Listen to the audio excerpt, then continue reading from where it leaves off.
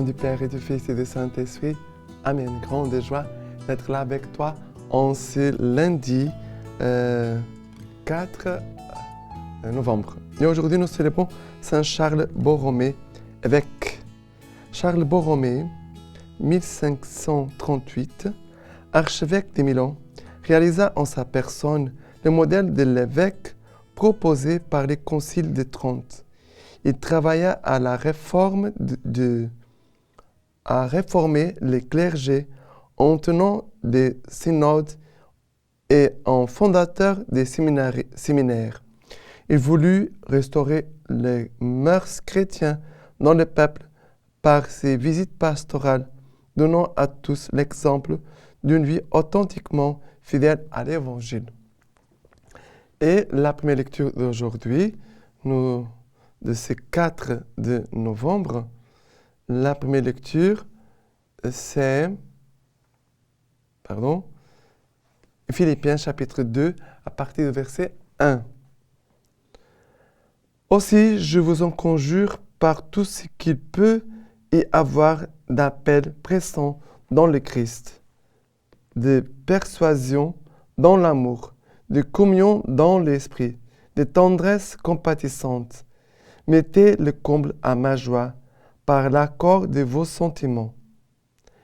Ayez le même amour, une seule âme, un seul sentiment. N'accordez rien à l'esprit de parti, rien à la vaine gloire, mais que chacun, par l'humilité, estime les autres supérieurs à soi.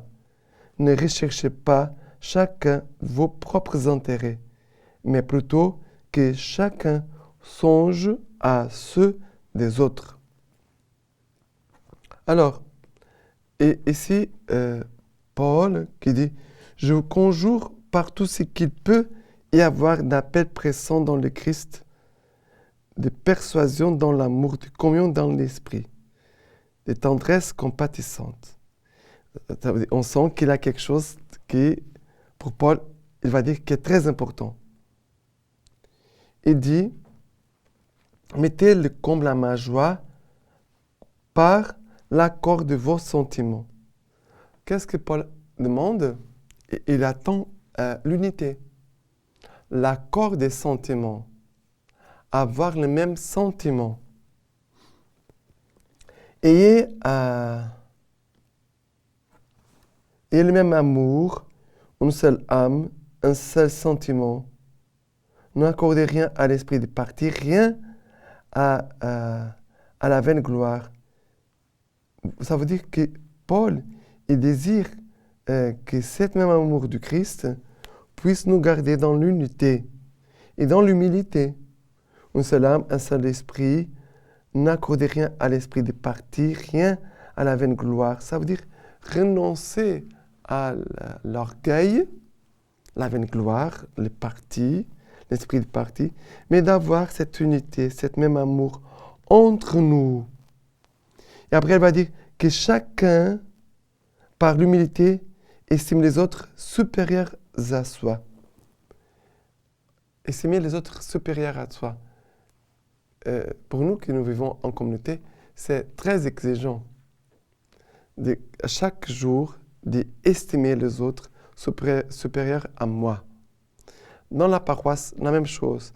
Estimer les autres supérieurs à moi, à soi.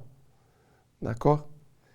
Et de ne recherchez pas chacun vos propres intérêts, mais plutôt que chacun songe à ceux des autres. Cherchez l'intérêt des autres.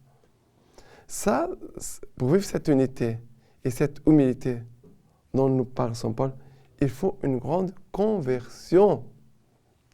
C'est exigeant. Il faut une grande conversion. D'accord? Voilà, ce que Saint Paul dit, il est bien clair. Maintenant, il faut mettre en pratique avec l'aide de l'Esprit Saint. D'accord?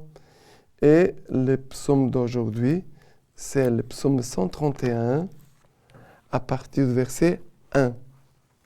Seigneur, je n'ai pas le cœur fier, ni le regard hautain. Je n'ai pas pris un chemin de grandeur, ni de prodiges qui me dépassent. Non, je tiens mon âme en paix et silence. comme un petit enfant contre sa mère. Comme un petit enfant, telle est mon âme en moi.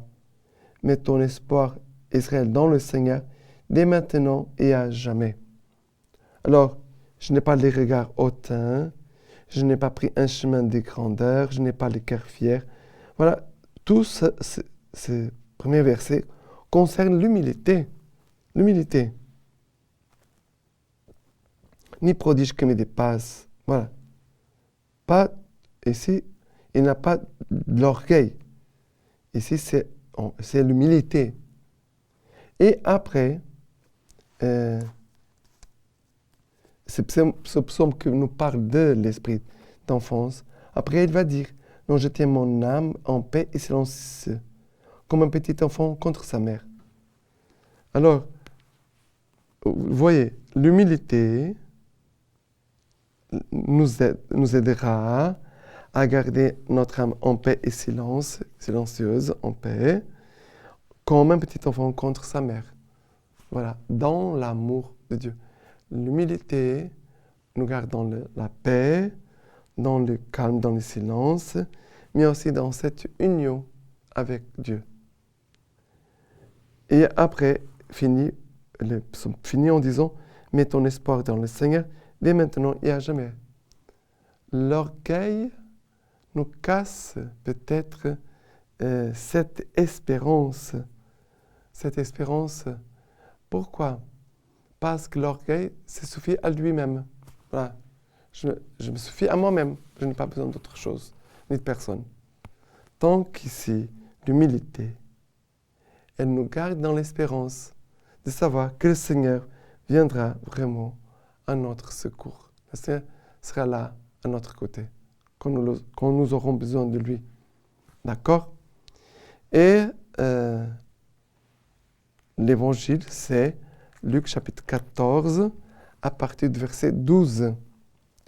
Puis il disait à celui qui l'avait invité, « Lorsque tu donnes un déjeuner ou un dîner, ne convie ni tes amis, ni tes frères, ni tes parents, ni des riches voisins, de peur qu'eux aussi ne t'invitent à leur tour et qu'on ne te rende l'appareil. Mais lorsque tu donnes un festin, invite des pauvres, des estropiés, des boiteux, des aveugles. Heureux seras-tu alors de ceux qui n'ont pas de quoi te le rendre, car cela te sera rendu lors de la résurrection des justes. » Alors, Jésus qui nous invite à faire place dans notre cœur, dans nos communautés, dans nos vies, de donner la place, faire la place pour les pauvres, les estropiés, les boiteux, les aveugles.